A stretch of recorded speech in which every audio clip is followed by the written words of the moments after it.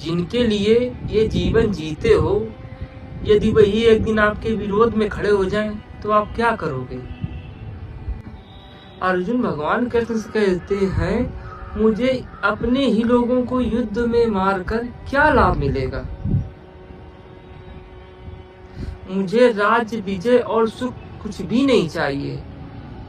मान लो आपको एक नौकरी मिलती है और उसके लिए आपको घर से दूर विदेश जाना पड़ता है, तो आप कहते हैं मुझे नौकरी ही नहीं चाहिए, जबकि आपको नौकरी की बहुत नीड थी।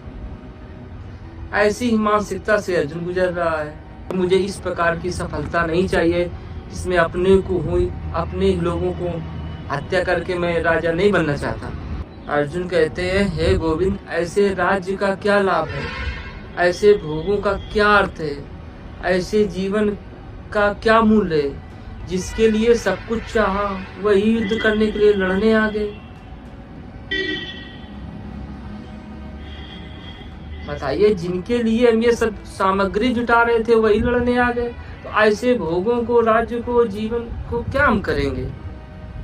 सोचो, तुमने बहुत मेहनत से सरकारी नौकरी हासिल की और जब तक नौकरी हासिल करी तब लगा आपका प्यार किसी और का हो चुका।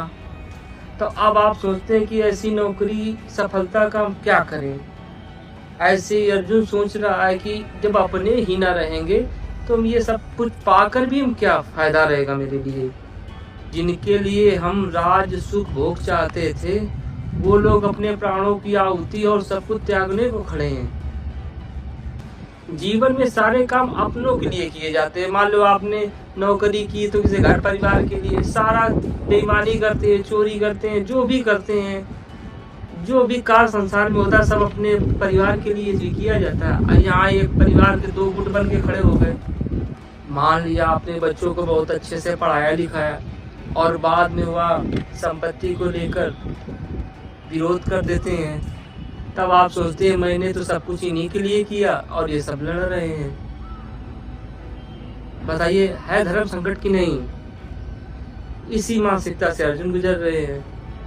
अर्जुन भगवान कृष्ण से कह रहे हैं, युद्ध में मेरे सामने मेरे गुरु, पिता, दादा, चाचा, मामा, ससुर, साले, नाती, सब पौत्र सब मेरे सामने खड़े हैं।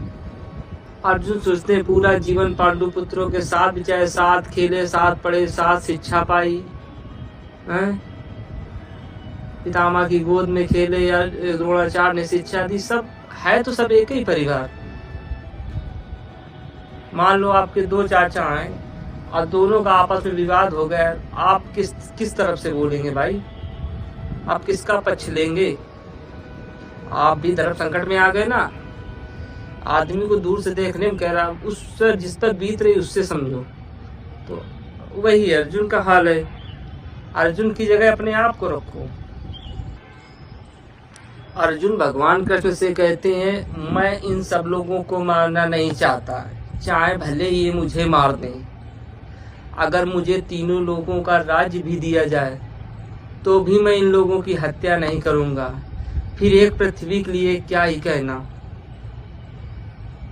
अर्जुन बिल्कुल सही लग रहा है भाई, क्या मतलब निकलेगा?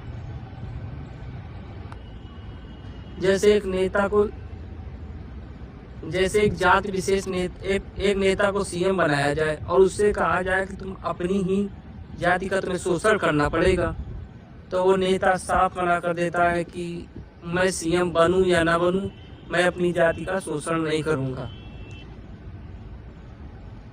ऐसे ही अर्जुन कह रहा है कि मैं अपनों ही को मारकर मैं राज्य, वैभव, सुख नहीं चाहूंगा। लेकिन आजकल के नेता तो जाति का शोषण ही करते हैं। नेता का कोई वही नहीं होता है। नेता मतलब किसी का नहीं, अपने स्वार्थों के मित्र होते हैं वो।